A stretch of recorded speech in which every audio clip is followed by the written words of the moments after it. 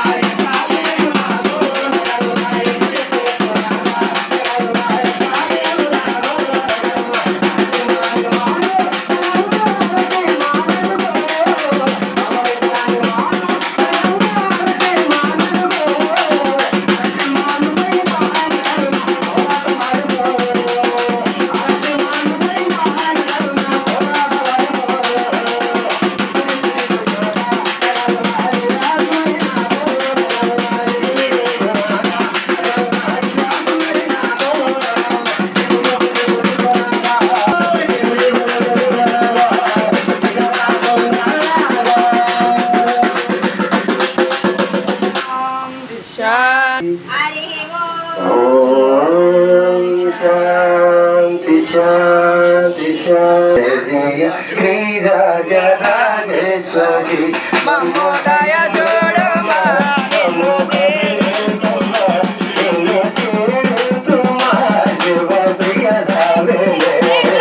జయ జయ Sri Rajarajeshwari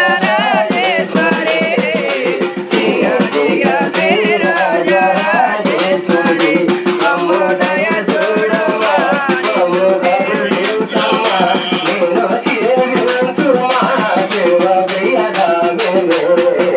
Hey,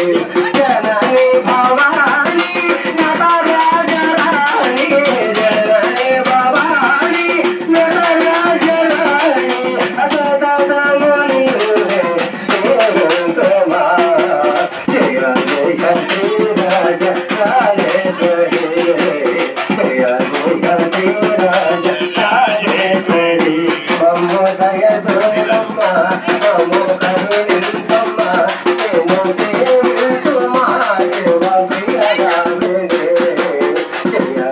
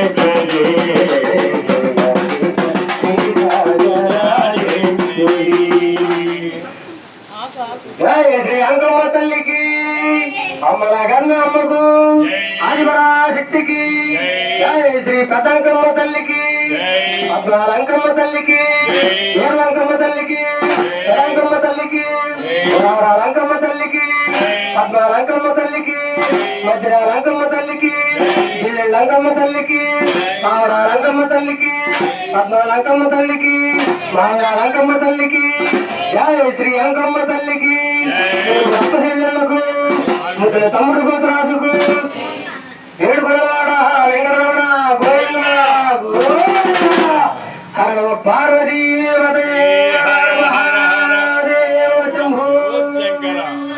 జై అంకమ్మ తల్లికి జై అమ్మలగండ అమ్మకు జై ఆది పరాశక్తికి జై ఓం భూర్భువస్సువః తత్సవితుర్వరేణ్యం భర్గో దేవస్య ధీమహి ధియో యో నః ప్రచోదయాత్ ఓం భూర్భువస్సువః తత్సవితుర్వరేణ్యం భర్గో దేవస్య ధీమహి ధియో యో నః ప్రచోదయాత్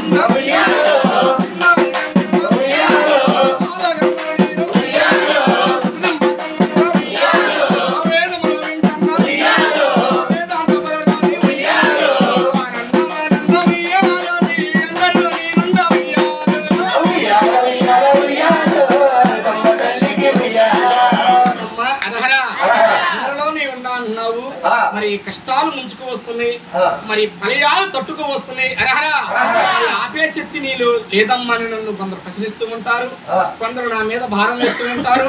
అసలు కొందరు ఇది ఏమి లేదు అని దండోరా వేస్తారు, కొందరు తల్లి ఉన్నది అని భారం నా మీద పెట్టి ఆనంద రూపాలతోటి ముందు నడిచిపోతూ ఉంటారు. కానీ అందరికీ నేను అమ్మని సర్వహాంతర్యామి నేను చెబుతున్నా. మరి దూషించిన వాడికి దుమ్మెత్తి పోసిన వాడికి అర్హరా, కందుడికి విందుడికి అందరికి నేను అమ్మనని. మరి ఎవరికి ఏ బలాన్ని ప్రసరం చేయాలో, ఎవరికి ఏ టయానికి ఏది తరుణం చేయాలో ఆ తరుణాన్ని ప్రసరం చేసుకొని సకల రూపాలతో నేను ఆనందమైన రూపాన్ని వెతుకుతానని ఈ శ్రీనివాస సాక్ష్యం మీ అందరి సాక్ష్యం నేను ప్రమాణకం చేస్తున్నా. మరి ఎవరైతే నన్ను సేవించి అసలు నువ్వు ఏం చేస్తావమ్మా అని బండ నా నెత్తులు పెడతారో చక్కగా బండను నేను మోస్తా. ఆ కష్టాన్ని 7 గడియల్లో ఏకాంతంగా నెట్టివేస్తా. అవంతరాలు ముంచుకు వస్తుంటాయి, అలలు తాండవతో తట్టుకొని వస్తుంటాయి. అలలు గమ్యం దాటి వస్తే ఏమీ ఉండదు, ఏం చేయదు, ఏమీ ఉండదు. గమ్యం దాటి వస్తే ఏమవుతుంది, ఏమీ ఉండదు. ఈ గమ్యాన్ని దాటకుండా ఆనకట్టగా నేను ఉంటా. మరి మీలో ఉన్న కష్టకాలాలు మొత్తం సర్వాంతర్యమే మరి సకల రూపాలతో టైం ఎంతవరకు ఉందో, ఏ కష్టం ఎలా వారు తీరాలో శివాలయంకి వెళ్తాం, శివుని పూజిస్తారు. వస్తుందా ఆ శివయ్య కనబడతాడా?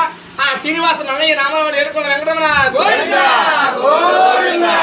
మరి ఇక్కడి నుంచి అదే తిరుమల చెప్తాయ్యా, తిరుమల పోతారు, ఆనందం పడతారు, ఈ మెట్టుల ధార పసనం అవుతారు. అక్కడ పోయేలకి గోవింద అయిపోతుంది. అసలు ఇంతటి మహత్యాన్ని కోసం ఆయన మీతో మాట్లాడతాడా?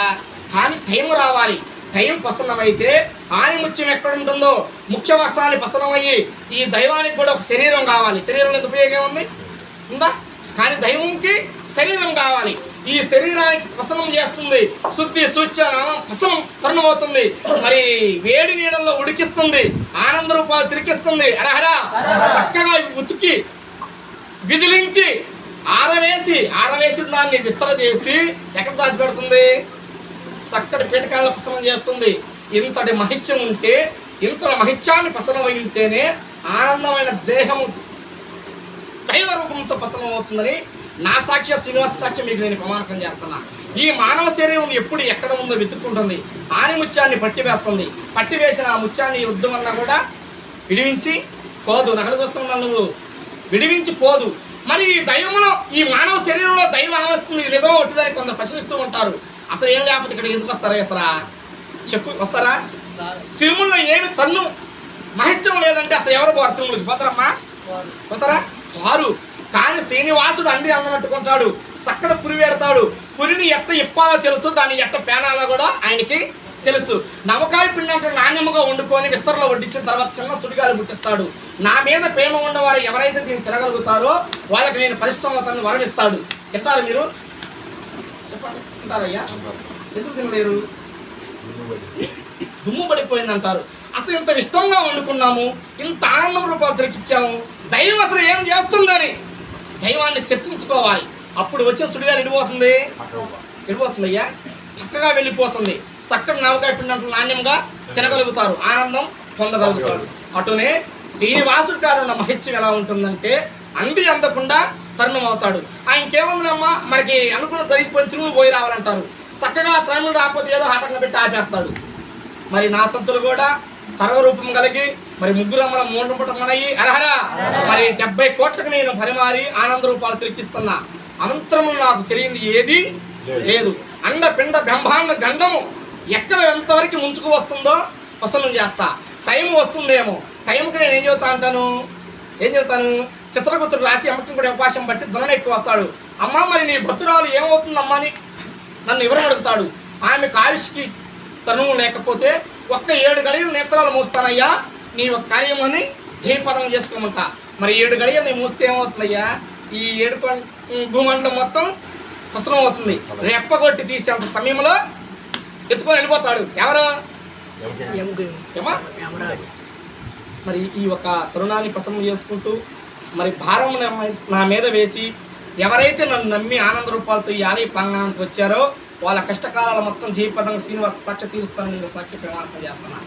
మరి సకల రూపాలు కలిగిన ఈ ఒక శ్రీనివాస స్వయం ముహూర్తం వెలిసిన శ్రీనివాసుడు తిరుమల తిరుపతి అరహరా ఆనందమైన రూపాలు తిరిగించి ఎంత మహిత్యం ఉందో ఈ ఆలయ కోవిల్లో ఉందని నా సాక్ష్యం మీ అందరి సాక్ష్యం నేను ప్రమాణకం చేస్తున్నా.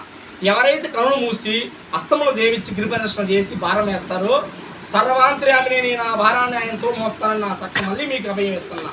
ఇంత చదువుదాలా చాలా హార్తి ఉంది.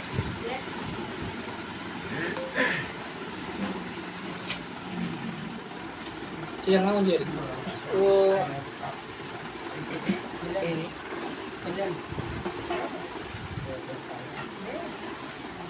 శివ శివ శంకర భగవ శంకర శంభో హర హర నమో నమో శివ శివ శంకర భగవ శంకర శంభో హర నమో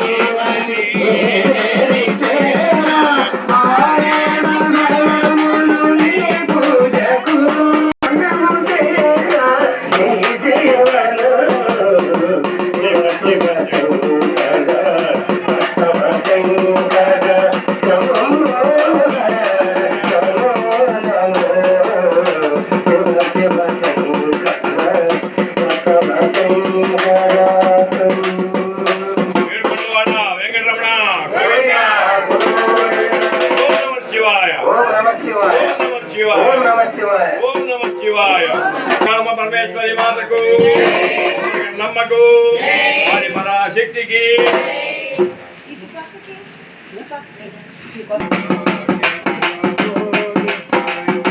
రాతిలింగము తెచ్చి మేము చేతిలో పూజిద్దామంటే